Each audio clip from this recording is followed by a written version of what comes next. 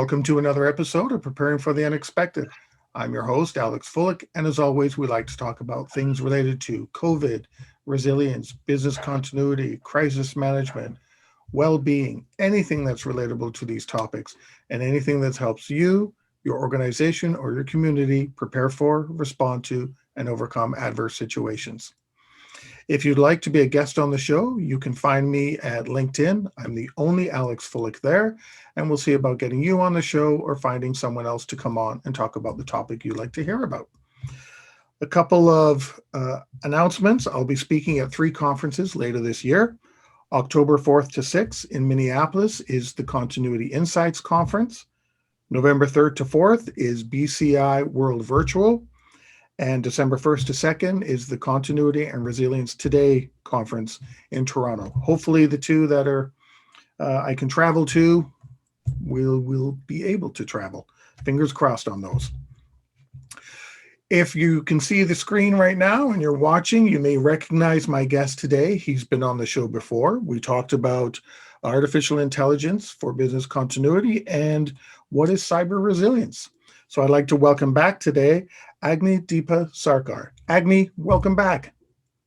Hey, thank you. It's great to be back and great to be talking to you. And especially because you're telling the world how to prepare for the unexpected. Well, that's where I want to be too. I try to, but anything can happen, right? That's the whole point. You're preparing for the unexpected. And our topic today is actually a step towards that. Yes, we're going to be talking about exercise with chaos, which is a topic that you presented recently at the BCI Horizons Conference, correct? That's right. That's right.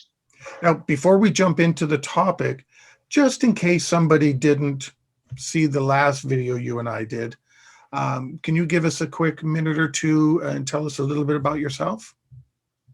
Yeah, so my name is Agni. My full name is Agnidipta Sakar, and I'm currently employed as Group CISO for one of the largest biopharmaceutical companies called Biocon in India. The group is Biocon. We're present across the world in multiple countries. And I have been working with cybersecurity and business continuity for a very long time. And most of it has been at the confluence of cybersecurity, business continuity, privacy, and risk optimization. I contribute to ISO standards on three different forums. One is for security and privacy, the second is for continuity and resilience, and the third is for risk optimization. I also keep participating on BCI, Business Continuity Institute. And right now we're going to talk about a few of those topics. I've also talked about, I did a curtain raiser on cyber resilience. And if all goes well, I'm planning to introduce that to the folks in ISO. Nice. So that's something that's a small development that has happened now, but let's see how things go. I am also associated with the Cloud Security Alliance because they are moving from what they call as Cloud Control Metrics version 3, and they're moving into version 4. So that's an upgrade. And there are various domains for cloud security that you have to focus on. One amongst them is, of course, business continuity and resilience, but there are others that I've contributed to.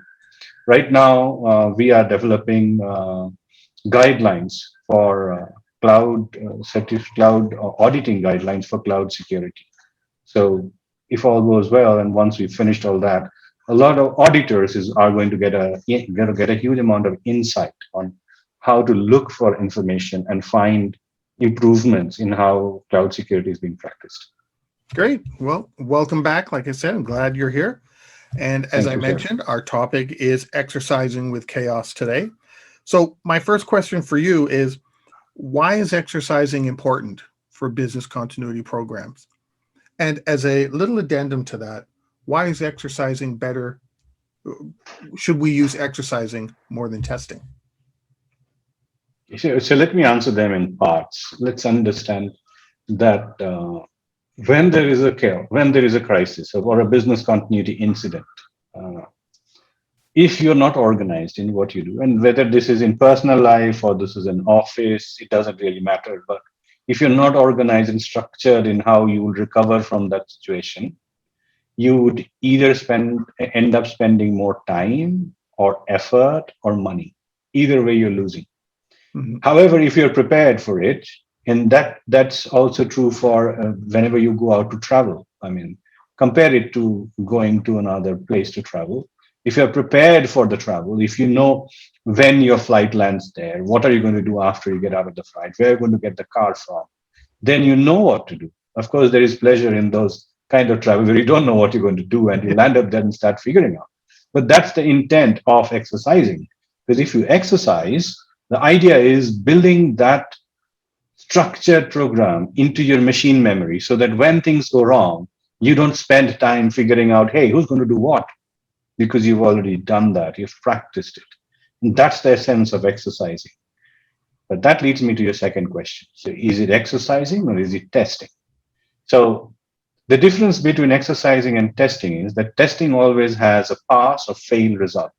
Like you have an examination, you go through the exam, you answer a few questions, and you get a pass or a fail.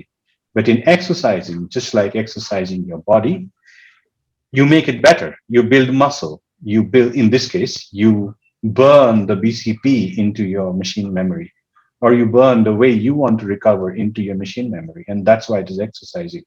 Exercising may also contain testing because some things you really want to test because they are those metrics that will tell you whether you're able to save lives or not. For example, evacuation. You might want to do a test for that because you want to check whether everyone came out of the building should there be a fire. Now, those are tests. So, exercising includes tests, but the whole thing is still called exercising because you never get it right. And in spite of everything, as we will discuss today, you still get some things wrong. Yeah, and before we recorded today, I know I was telling you about an exercise I did at a previous place many years ago, and we did find gaps as we went through our exercise. In some processes and documentation and um, people. We found all these different gaps, which many of the participants, myself and my boss at the time, thought that was great. Under controlled circumstances, we'd much rather find these gaps now than in a real situation. And leadership all said, you failed because everything didn't go perfect. We're going, well, what disaster goes perfect? That's the point of a disaster. You're not going to be, things aren't going to be perfect in a disaster. And they said, you failed. And we said, well, no, we didn't fail. We were exercising. The point was to Actually, find all these gaps. that reminds me of another incident which you might connect to. So, New Zealand is very famous for earthquakes because it sits on a tectonic plate. And in my previous organization, they did great exercises in New Zealand. So they knew, if there's an earthquake, people dive under the table if you cannot exit the building, right? So, and lo and behold, one fine day there was an earthquake. People went under the table, and I kept telling them from day one that that's not all. We need to plan better. I think we are missing something very, very important. And guess what? The first thing that hit them is that they went under the table, and this is an IT company. So they went under the table. They were not harmed. The building didn't fall. And once the earthquake subsided, and that was a massive earthquake, 6.3 on the Richter scale or something like that, then they realized there's no power because the power lines are gone. There's no water because the government turned off the taps the moment the earthquake happened because otherwise water is just going to leak because there have been so many Yeah.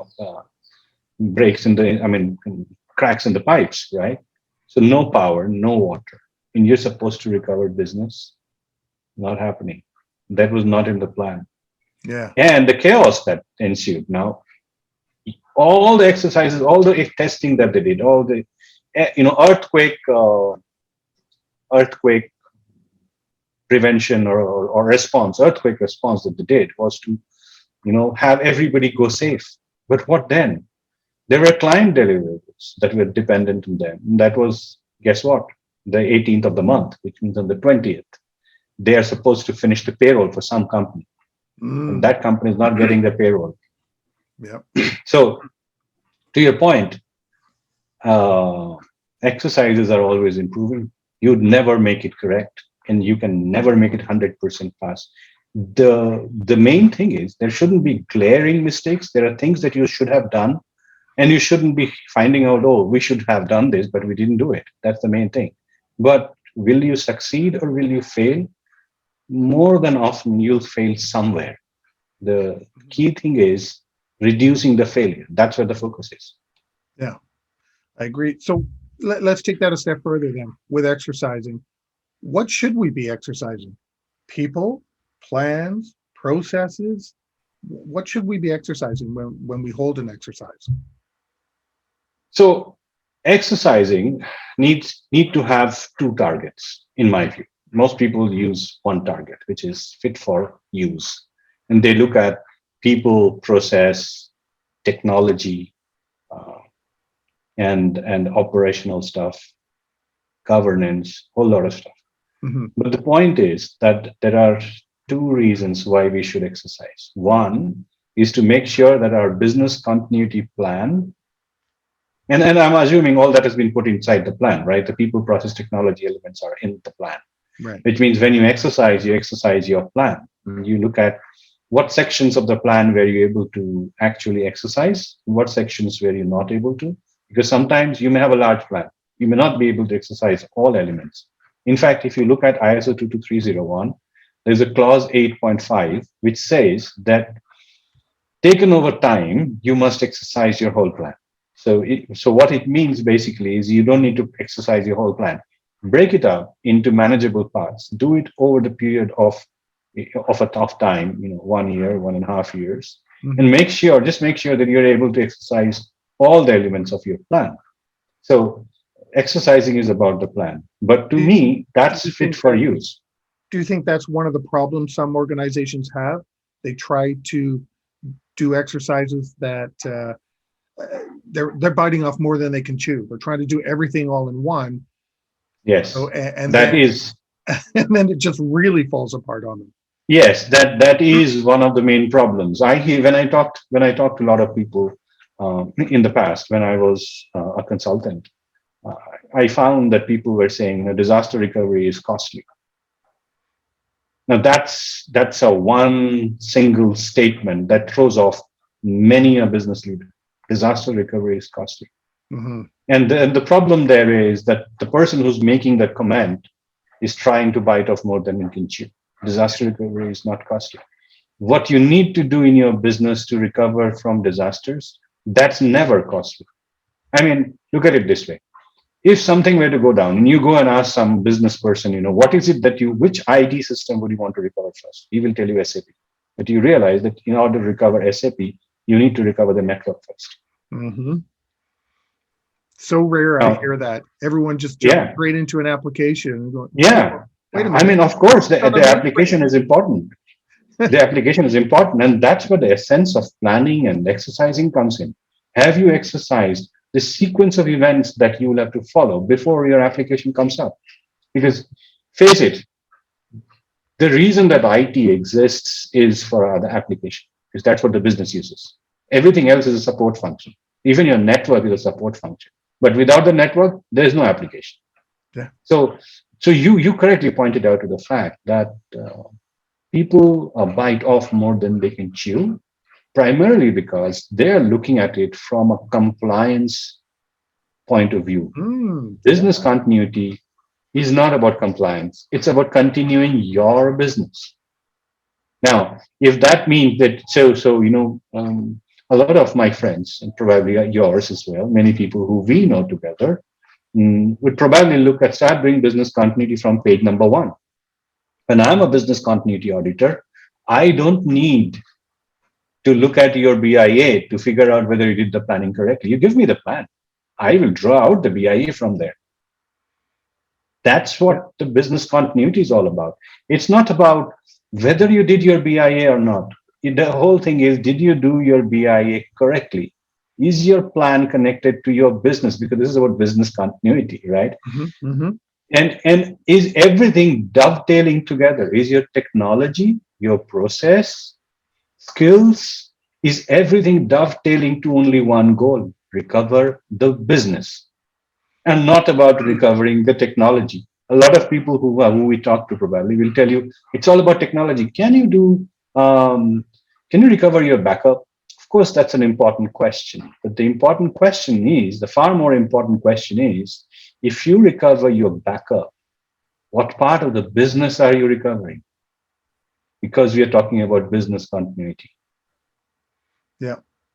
On that note, we're going to take a break. I've got lots of things to say and questions to ask you based on what you just said. So I'm going to Thank take a you. break now.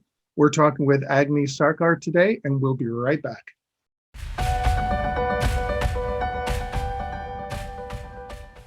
Welcome back. Today we are talking about exercising with chaos with Agni Sarkar. Agni, you mentioned some great things in the first segment, and I just wanted to touch on it. Kind of, you mentioned the BIA, and sometimes you said, before you get an application, you have to have the network up. If you've got mainframes, that takes hours. I've seen that process start from square one. And then you mentioned BIAs where an application has to be up in 2 hours. It's like, well, wait a minute.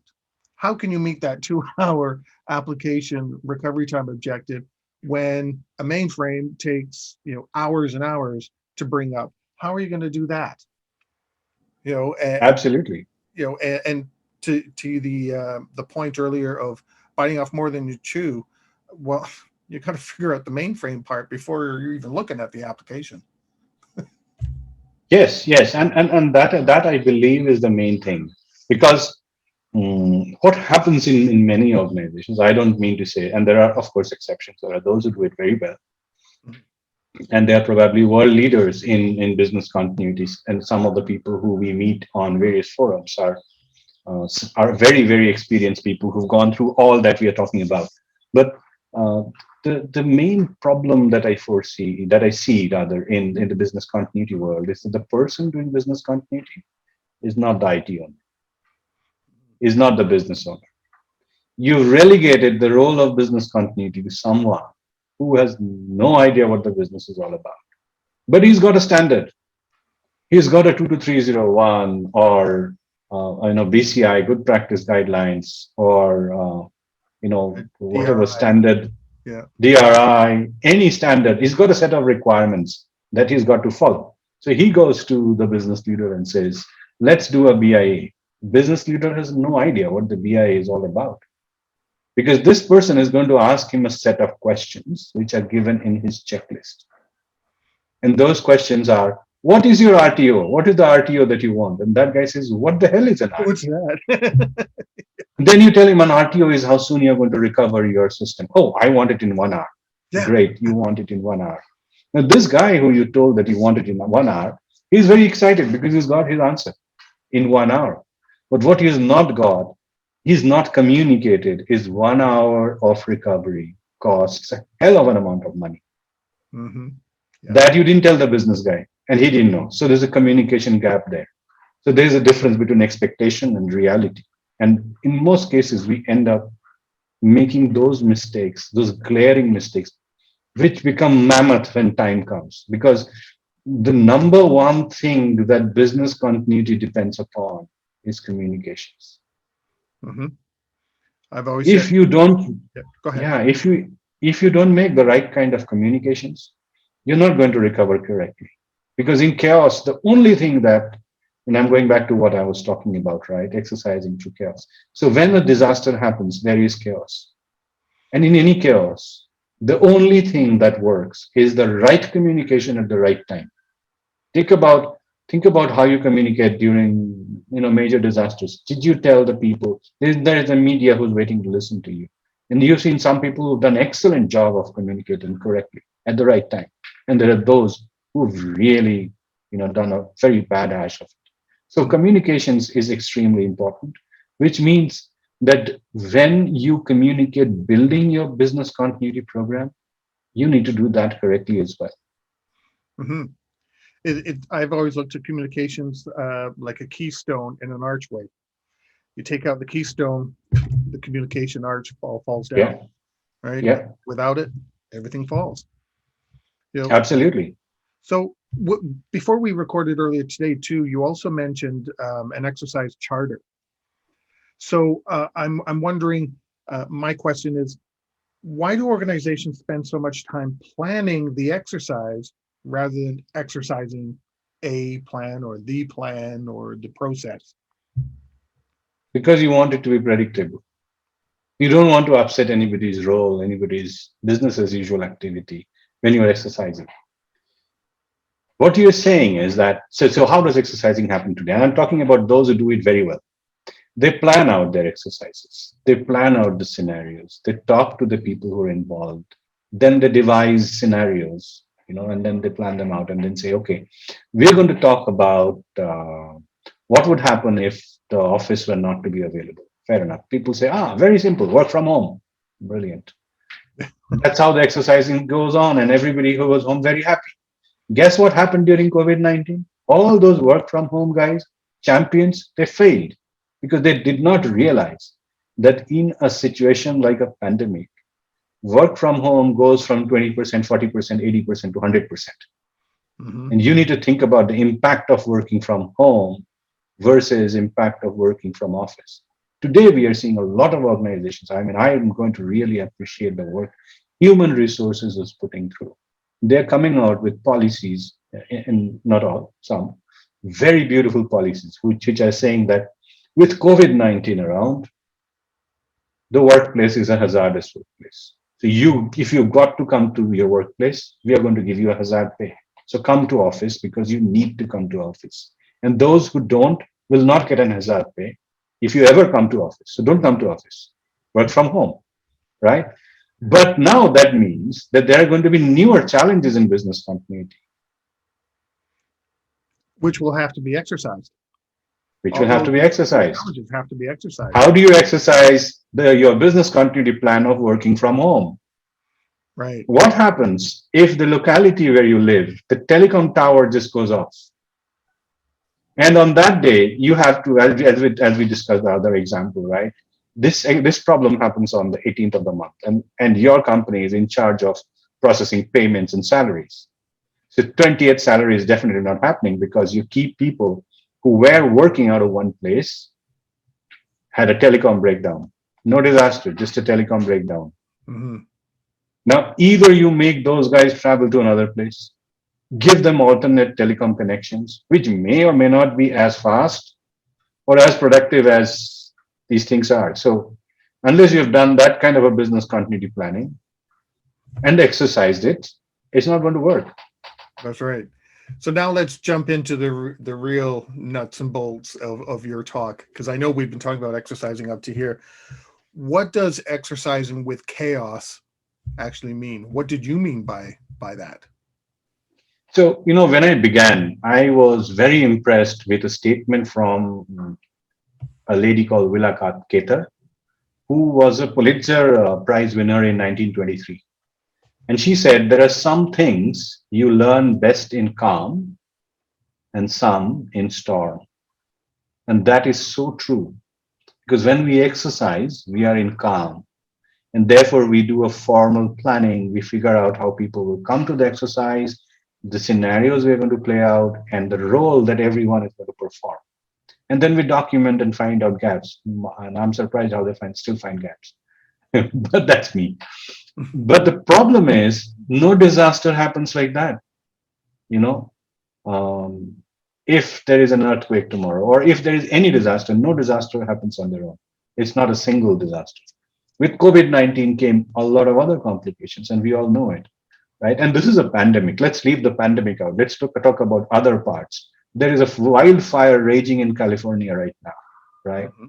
As we speak. And that's causing a lot of businesses to to have to get away from where they are, and they have to, if they had a business continuity plan, then they would know what to do about it. But when the wildfire happened, it did not happen in a linear way, and I'm going to call that as a linear way because most of what I am proposing is between linear and chaos. So a linear way is, you have let's say you're on the fifth floor of a building, and there is fire. The linear way, your linear response is get up, walk down in a very in a cool way. Don't run, don't jump, don't shout fire. Just walk out and walk briskly, right? That's the linear plan. Now, as you're walking down the staircase, person behind you faints, and you've not been trained in medical uh, practices, Mhm. and you don't know what to do. And that's when the chaos reigns. Because if you stop, there's someone on the fifth floor who's got the fire at his back. You can't stop. Because that person failed, you can't leave that person and go as well, because business continuity is all about saving lives. I mean, humanity is all about saving lives. So you have to do something. You have to either pick that person up, and we know how to behave in that situation, right? We use our guts for that.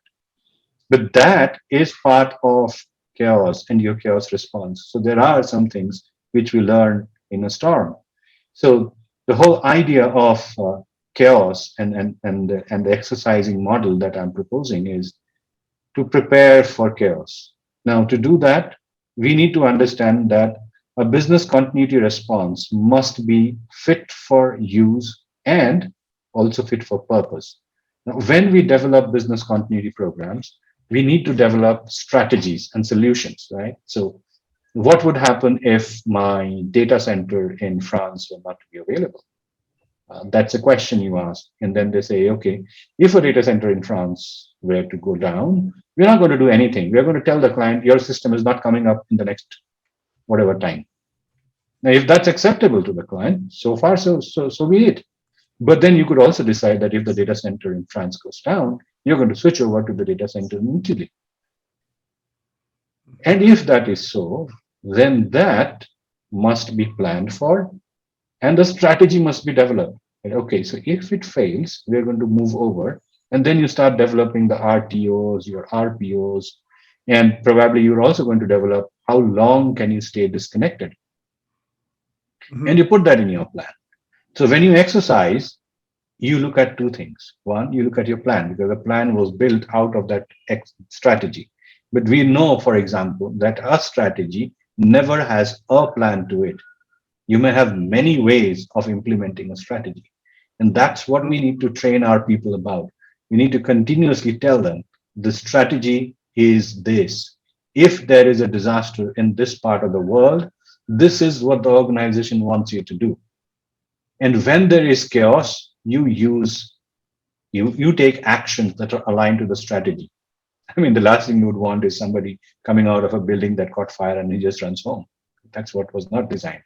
And that guy happens to be your DBA, right? Your database administrator. Come on, that's not what And you that's wanted. happened. That's happened. I remember an incident many, many years ago. I wasn't a part of it, but I was told this and I hadn't forgotten it. That there was an incident at a insurance company, and they were looking for someone once they evacuated the building. Turned out eventually nothing was majorly wrong, which is great. Nobody was hurt. But they were looking for a key person, and that key person, with a couple of people, colleagues, walked down the street to a coffee shop and were watching the fire trucks at the window like this, sipping their coffee, and people were trying to Yep. find them. So, I believe that there are a few questions every one of us need to grapple with when we are designing a business continuity plan. And and when we do exercising, we must let everybody know that there will be some part of the exercise that is linear, which means you follow the plan. Some part of it will be chaotic because there will be a situation given to you which is not in the plan. And when you train people to look for chaos, then all that you need to tell them is if there is chaos, this is what you do. I remember, there was um, this scenario that my father used to tell me around because my father migrated from Bangladesh to India because of riots there, religious riots. So they had a lot of land and they left that place and came to India. So when he left Bangladesh and he came to India and he was a 12-year-old, his elder brother told him, if we get separated, come to this place. And he showed him one place. And then they went around, and lo and behold, with so much crowd, everybody trying to push their way through, I know I cannot explain the whole scenario to you, but they separated. They couldn't meet, and then they all that my father remembered was the strategy. There was no plan. You had to go to that place and wait for him. That's what he did, and that's where his brother came as well. So that's how your strategy should be. We need to tell our people, this is what we are trying to do. This is what we need to do. So follow the plan so that we know that our exercising is fit for purpose, but also know what the strategy is. Because there are a couple of questions that should come to your mind. What are the 3 to 5 scenarios that could put our company out of business? That's something that should be bothering us. Given our business strategy, have we tested the most critical assumptions? So let's say we make assumptions, right? And that's another experience that I've had. In one of the exercises, people said we don't exercise our assumptions. You have to. That's an assumption. We don't exercise it. I said, brilliant. Then how? What are you going to do if such a thing happens? You're going to pray to God that such a thing never happens because that's an assumption. It's not Yeah. supposed to happen. And I also work in project management and program management as well. And you have to challenge assumptions almost every day. Yes, Otherwise, you're going yes. to get to the end of the road and find out, you were trying to build a horse and you ended up with a camel. You know, And one of the things that a business continuity manager has got to look at every day are emerging threats. You know, and do we have an early set of warning indicators? And like every other business leader, a business continuity leader must not be sleeping if there are no early warning indicators, because earlier you're warned, better you are at a response, right? yeah. Are we developing assessments that are accurate of the issues that we face? Because one of the biggest things that chaos thrives on are issues. If you have an issue in your organization where your administration team, the head of the administration doesn't talk to the head of human resources because they've got a fight, that's an issue, right? Come chaos, imagine how these two people will behave. They might behave very friendly because at that time they're both scared they're going to lose their jobs. But more importantly, if they don't behave in a collaborative manner, you're asking for a bigger chaos that are going to happen. So we need to know about our issues. Um, the other thing that's very important, that is very much driven by chaos, is people need to understand that you can't fight chaos. You have to learn to withstand it. Hmm. If I don't know if you've ever been in crowds. Once you're in a crowd, whether it's a football stadium or anywhere in the world, right? I mean, you've seen what happened to Euro as an event, right? And all those events that unfolded after the football match happened. Now, I'm not blaming or applauding any particular country, but what I'm trying to say is the situation that unfolded. There was chaos, and that chaos was actually driven by that factor. And if you're constantly blindsided by what is happening, if you cannot figure out the concept of withstanding a disaster, the more you fight, more difficult it becomes. You're going to be so you need to understand that as part of your response, you must have a chapter in your book which says withstand.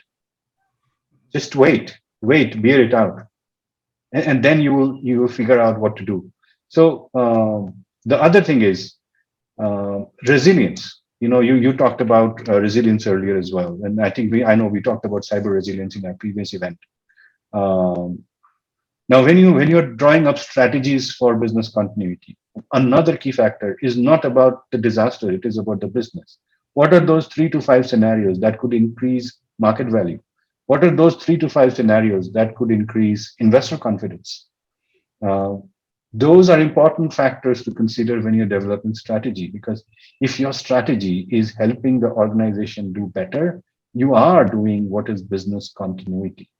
And most importantly, are there any opportunities that we have missed in the past few years because we didn't do a business continuity the way that we were supposed to, or because we didn't know? There are so many things we don't know, right?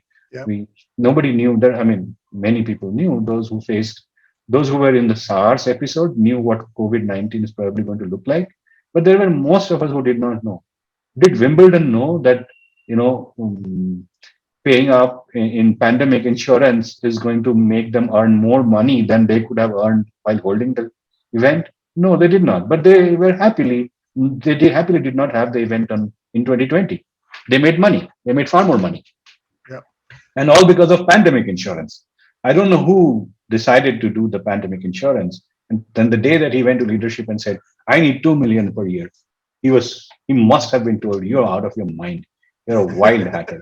2 million each year for a situation that's never going to happen. Come on." Yeah. And that guy must be laughing all his way to the bank. Like, I told you so. Yeah, yeah, exactly. I have some more questions for you. We've come to the end of our second segment. We're talking exercising with chaos with Agni Sakar, and we'll be right back.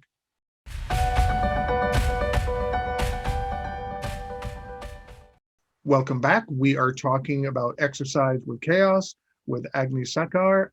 Agni, great information so far. I'm really enjoying our chat. I just wanted to circle back based on the chaos aspect here.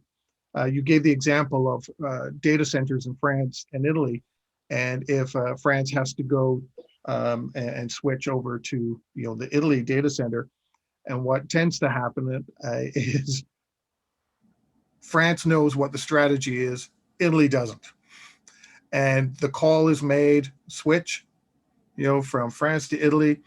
You've exercised the one side, and the poor people in Italy are like, what? What are we supposed to do? What's happening? Right? Yes, yes. So well said. And this is not uncommon. This I have seen in, having worked in large organizations, I have seen this happen many a time. Um, that to the point of the example, the people in France have actually exercised for 5 years. People in Italy never, Mm, and and that's what's going to happen. So that brings me to another point, and that is a concept that I have coined, which is fairly simple to understand. It's called as adaptive response. Adaptability is so very important that, and then that comes in handy when you have chaos, right? Because when you are adaptive, you are looking at the unfolding scenario, and you are guided by your organization's strategy, and you are creating an adaptive response. You respond to it as the situation unfolds. So uh, even if you did not know everything about the plan, you're not an expert on the plan, so you're not fit for use probably, but you're fit for purpose, which means you know what the end goal is, and therefore you try and contribute to that concept, but you're far more adaptive as a leader. So when chaos ensures, and this is one of the learnings that we had. So in one country, we had more adaptive people than others. And I don't need to tell you which country, you probably already know, because they have least scant regard for standards. So, but they're very much glued on the end objective. So they say it doesn't matter whether you have a BCP or not. We know business has to come back, and we will do everything in our power to get that done. And then we had also another country who firmly believed in standards and compliance. And if your point number three was to call 1-800 some number and that number didn't pick up the phone, they would stop their BCP. yeah. So the best way to do that was to combine them. And we said that in an exercise, these guys who are adaptive, they become the consultants. Mm, And over a period of time, we learned that they learned that the value in planning ahead. So they started building better BCPs than the ones who were compliance oriented. So if you look at resilience is basically, if you look at resilient organizations, so and if you look at vulnerable, and if you make a matrix out of it, right, where you say the speed of response versus the amount of control that you have.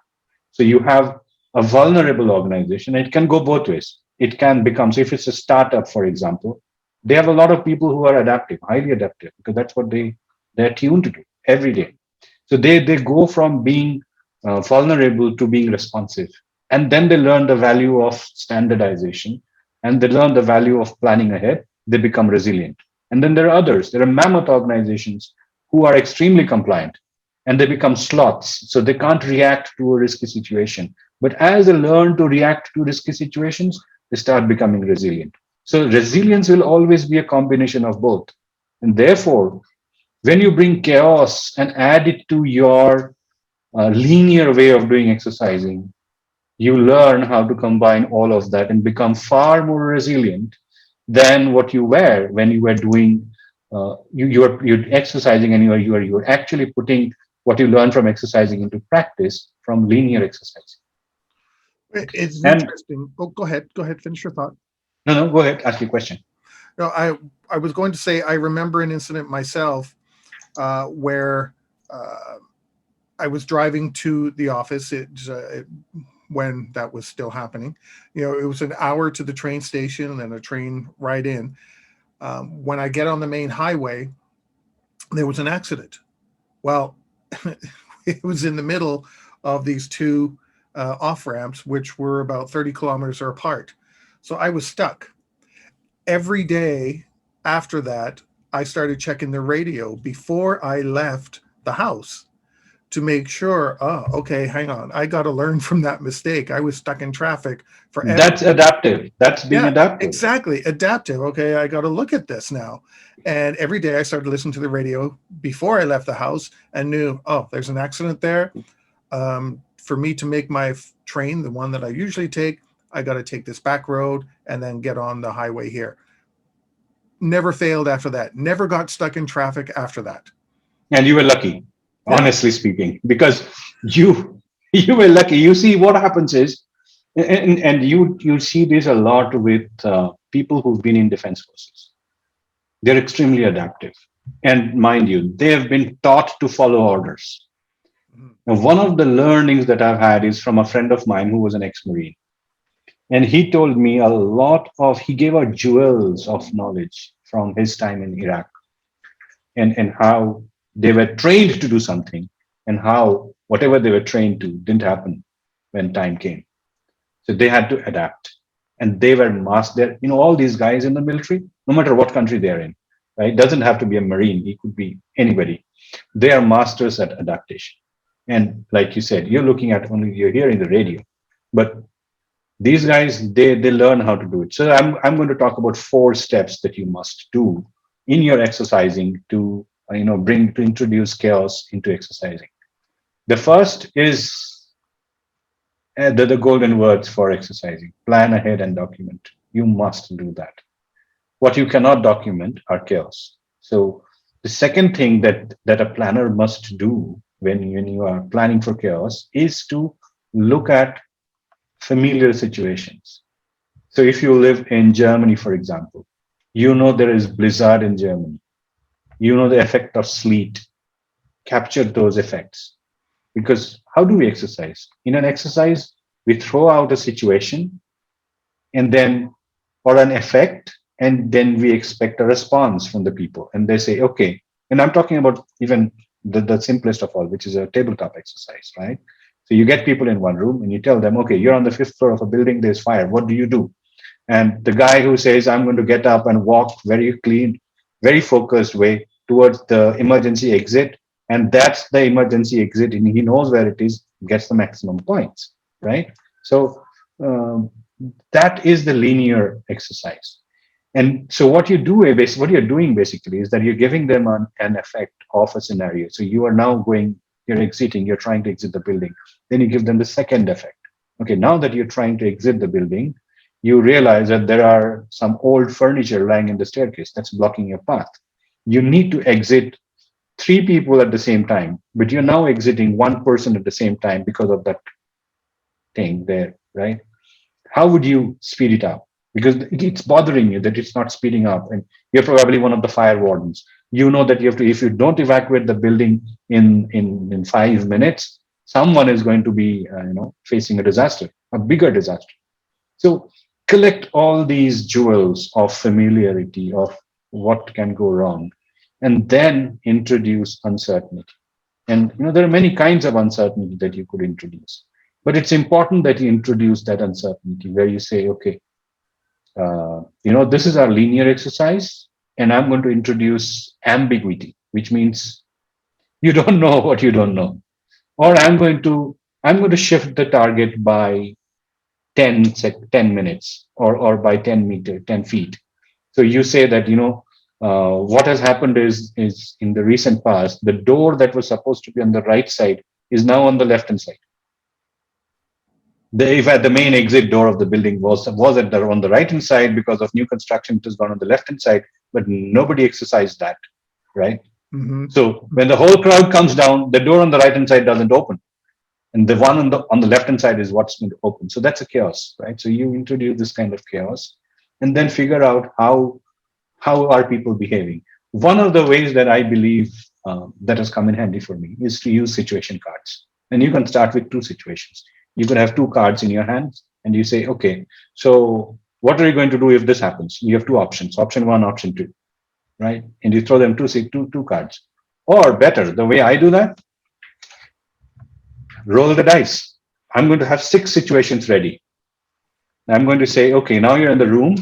There is fire in the building. You're evacuating. Now you roll the dice. So depending on your response, your number, I'm going to give you a new scenario. And then he's going to go linear on that scenario until a point, and then I'm going to ask him, now roll the dice again.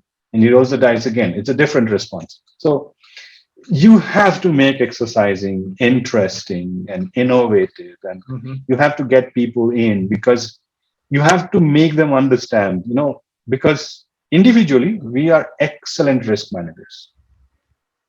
Tell a person that his salary is going to be delayed by 2 days, he is going to he's going to blurt out a mouthful at you, because he knows very clearly what his risks are.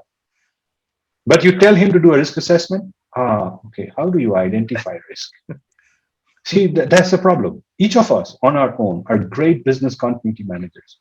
All that we need to do through exercising is to, trigger that up and build that adaptive response that you need these people to work with, right? Mm-hmm. Chaos situations teach you adaptive response. So if you are able to bring in chaos, you will make your business continuity program truly fit for purpose. As long as you don't miss the silver lining on the cloud, which says Right. follow the strategy. If you're not following the strategy, you should not turn up like that, as you said, So the main guy was having tea at a coffee shop while the evacuation was going on. He was watching fire tenders come by. That's not what you want to do. You lost out on the strategy. So your recovery is no longer fit for purpose. Right. Well, we're coming to the end of our show. We only have about 3 minutes left. Do you have any final thoughts? Anything you'd like to say regarding exercising, or more on chaos in exercises? Any final thoughts? Yeah. So remember where we started, right? We talked about applications where we started. So we talked about business, and I think the final thought that I might have is, when you're planning an exercise, keep the business in mind, because at the end of the day, you're recovering a business. You're not recovering a technology or people or processes. You're recovering a business. If you have a business continuity plan that has been designed with the science behind it, you may or may not have a business impact analysis, a document in place, but you would have done that anyways, because you know how to identify the impact to your business. However, for those who need the documented system, it is very useful to have it documented. But don't get stuck away in the document. Don't focus on compliance to the document. Focus on the business. Because if the question in the document says, what is the RTO you need? And if the person across the table is not understanding what an RTO is, explain it to them on the basis of the way they do business. Yeah. If you're talking to a security guard, he wouldn't understand what RTO is, but he has a role to play in the RTO. You need to explain to him in the language he understands. And once you do that, the essence of the whole exercising is that you need to make sure that your program is not only fit for use, it's fit for purpose. And Mm-hmm. you need to exercise and teach people how to react in a chaos, how to withstand a disaster, and then how to recover by leveraging what actually has gone down. I'm sure you've seen those movies where there's somebody's in a ship and the ship breaks off, and this guy then bounces off the broken wooden planks that are on the ground. right? While earlier he would not have a chance because he doesn't have any wood which is floating on the sea in the sea. Now he has wood because the ship broke up. That's leveraging. So we need to learn how to do all these things together. That was my presentation on exercising with chaos. We need to build chaos into the way that we exercise today. And on that note, we've come to the end of our show. Agni, thanks very much. I really enjoyed our chat today. You had me thinking of Likewise, all these things that I went through doing big exercises before, multi-cult countries and sites. And I was going, oh my God, I remember all these incidents that everything Agni is saying I've gone through. I am so happy that I could take you through a roller coaster ride of It exercising was. and the challenges that you have through it. Yeah, so thank you once again, and congratulations on your presentation at BCI Horizons. I'm sure Thank everyone you. there, and I hope everyone there took a lot of great information back, because you shared a lot of good stuff with us today. So I'm really happy about that. So thank you Honored. very much. Once again, happy to be on your show, Alex. And I would love to come back another day with another topic, maybe. Just reach out, let me know, and we'll get you back. Thank you, sir. Thank And you. to everybody watching and listening, stay prepared, everybody. If you liked that video, thumbs up. If you didn't like that video, thumbs down. But leave a message and let me know what your thoughts are. If you'd like to be a guest on the show to talk about something related to business continuity, disaster management, COVID, personal well-being, anything that's relatable to those subjects, you can reach me through my LinkedIn profile, which is in the video description. And of course, don't forget to subscribe. In the meantime, stay prepared, everybody.